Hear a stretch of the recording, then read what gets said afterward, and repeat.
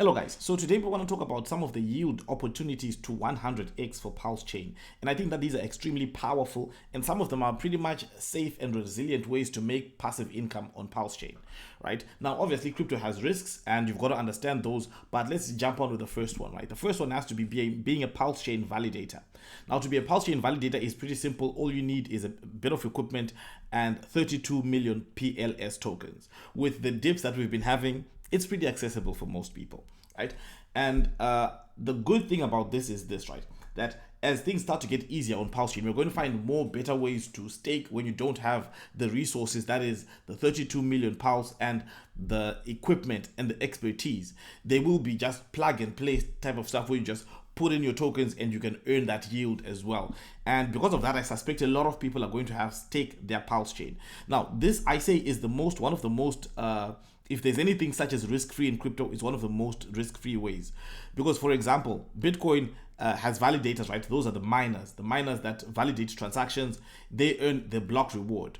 Ethereum, they move to proof of stake. They now also have their own, they have a similar structure with PulseChain, which is a proof of stake, which the validators get rewarded in new Ethereum. So this is a pretty stable source of income that is actually recognized in the crypto space in general, that most people just embrace and understand, and it is just it's accepted. It's not a controversial way to earn income, and so I think that is going to be one way that drives us to the 100x, because one, what it does is it takes supply out of the market.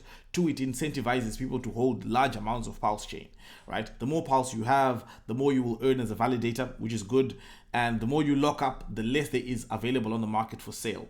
So I think that the PulseChain validators are a huge deal in terms of driving adoption of PulseChain, number go up as well, making the price pump. So I think it's good for those reasons. Now, second of all, we're going to talk about yield farming. Yield farming is extremely popular right now in the PulseChain ecosystem. All the PLS, PLSX, and people earning incentive token, all that other good stuff. And we already had the issues.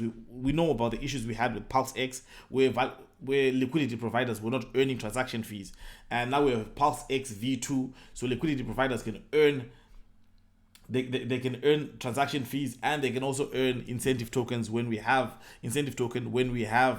the farms open on PulseChain PulseX V2. So you'll be able to earn that or with your PulseX tokens, with your PulseChain tokens as well. So I think that the yield farming is going to be one really key strong attributor to 100x or PulseChain, because of the adoption it can bring to the PulseChain, because of how attractive it is. Now, this is starting to attract other teams as well. Many people are starting to build their own yield farming applications. There's a few ones that I've seen that look really good, and so we're starting to see some yield farming applications being built. Now, we spoke about PulseShib. We would like to see some yield farming for PulseShib as well. I think that would be a really good tool to bring adoption to PulseChain, bring more people to the ecosystem, driving the price of PLS tokens. Now, we've got to talk about as well all the entire ecosystem on PulseChain. It also does bring up a lot of people into the ecosystem.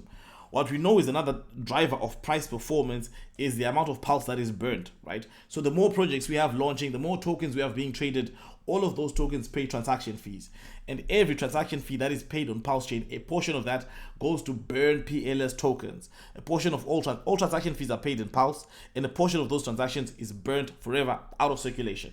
So the more projects we have, the more people building on it, the more trading we have, the more PulseChain is being burnt. So that is a big benefit that I think will drive more adoption. Now, the burning it comes from an Ethereum improvement proposal, that is 1559, that was implemented on Ethereum, and we inherited it on PulseChain when PulseChain was forked from Ethereum. That allows the burning of transaction fees. And one of the things about the burning of transaction fees is that a lot of us complained when transaction fees were high. But guess what? Whenever you have high transaction fees, you also have a high amount of fees that are burnt. So it's a two-sided coin, and yeah, it is what it is. When demand for block space on PulseChain increases, the amount of PulseChain burnt as well increases. And now another big thing that is coming is institutional money. Those big whales that have paper to spend. We've seen what has happened, right? PulseChain launched. Today's 3 weeks, and today's a special day, right? Today's 3 weeks after PulseChain launch, and Richard Hart just announced on his Twitter that today marks the day when anyone can access Pulse tokens. Anyone can buy Pulse, right? previously it was really difficult to get into Pulse, and there were no exchange listings. The bridge was clogged. It was extremely difficult to get PulseChain tokens, and now it's really, really easy. There's several ways. There's multiple exchanges. There's a decentralized way to get Pulse as well. Now the bridge, bridge.pulsechain.com, you can actually bridge your Ethereum and convert it to Pulse and get PulseChain tokens directly into your wallet when you don't have any Pulse. So now we have a way to onboard. And in the cheeky tweet, Richard Hart added a 1000x to that tweet, right? He didn't say 1000x is coming. He just added a 1000x for something on that tweet. You can go and check it out on his Twitter. Richard Hart Win, right? That's his Twitter. So we're gonna have massive institutional money coming. You know, these big whales like your Michael Saylor, when they come in, and they're not going to be coming early. They're going to be coming when the ecosystem is more mature.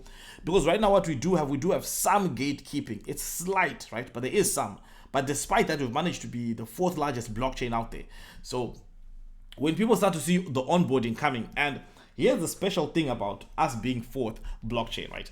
We're 4th blockchain, and right now we don't have NFTs on PulseChain, right? We don't have gaming tokens on PulseChain. So when we are 4th, what happens when we've got your play to earn ecosystem? What happens when we have a metaverse ecosystem? Because right now, largely, DeFi is dominated by PulseX. We don't have lending and borrowing platforms. And yes, we do have some new yield optimization platforms that are coming in the place. And we do have competitors to PulseX. So the DeFi space is growing in PulseChain. But we were able to be 4th without all that infrastructure. And I've got a question for you. Do you think that in 4 months' time, we won't have that infrastructure? Do you think in 6 months' time, that infrastructure will not be there? Do you think that there will be no exciting NFTs on PulseChain? Do you think that there won't be any gaming tokens, any play to earn, any of that move to earn stuff that is being done? Do you think that will never exist on PulseChain? If you think it will exist, and we're already 4 without that, imagine what happens when that comes in. So all of that will drive more price performance. Because when we have all these tools being built, what happens? They make transactions, and those transactions result in burning more Pulse tokens, right? So all of the stuff that is coming is exciting, and I think that it will definitely drive the number go up that we so want to see. And then also there's a big deal, right? The single-sided staking. I think this is an extremely powerful one, because most people don't want to, because yield farming is risky, right? There is a tweet that I saw, and if I find it again, I'll retweet it. So make sure you follow me on Twitter, talking about the dangers, the pros and the cons of yield farming, because I think that this is something that we need to understand. What are the risks and what are, because I see a lot of excitement now.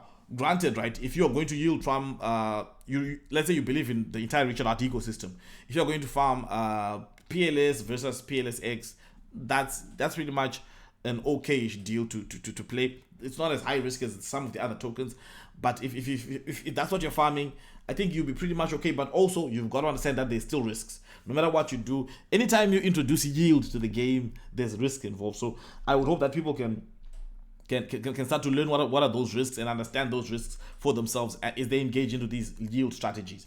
Now, as we go on to all of these stuff, I think that this will definitely is going to be the one that really cause mass adoption of PulseChain. And if you look at what we have right now, right, and all the building, all the stuff that I've spoken about, it's all just PulseChain native stuff, right? And what happens when you start bringing things like yield optimization tools, it means that now you're going to be you're pretty quickly going to start dealing with going to other blockchains, right? So then all of a sudden you now start to have people bridging in their Avalanche tokens, people bridging in their Matic tokens, people bridging in all that stuff. And then we have the PulseChain yield aggregators looking for yield elsewhere and bringing all that action on PulseChain. So I think that right now, the fact that we are still early, and the fact that we have so much growth to do, the fact that there's so much in the crypto space that does not exist on PulseChain yet, tells me one thing, that number go up is coming. Number go up is coming. Now, there's no guarantees in crypto. Obviously, you know the good stuff. You have to understand risks and all that other stuff. So there's definitely no guarantees. And risk analysis, like I just mentioned, learn about yield farming, what are the advantages, the disadvantages, and all that. But I'm excited by the fact that this is a young ecosystem that does not yet have a lot. And with the little that we have, we're the 4th largest blockchain out there, right? Last time I checked. And at one point, we flipped BNB chain. So at one point, we were the 2nd largest in the world. So that is extremely, extremely huge. I think what has been built here is something special, right? Okay, guys, I'm making this go on a little bit longer. Remember, guys, this is not financial advice. I like to keep them short and sweet. If you like longer videos, let me know in the comments below. Not financial advice. Thank you guys for watching, and I'll see you again next time. And guys, remember to check out PulseShib. I think that they may be really big things coming up. I'll leave links in the description. You can use those links. Thank you for watching, and I will see you again next time.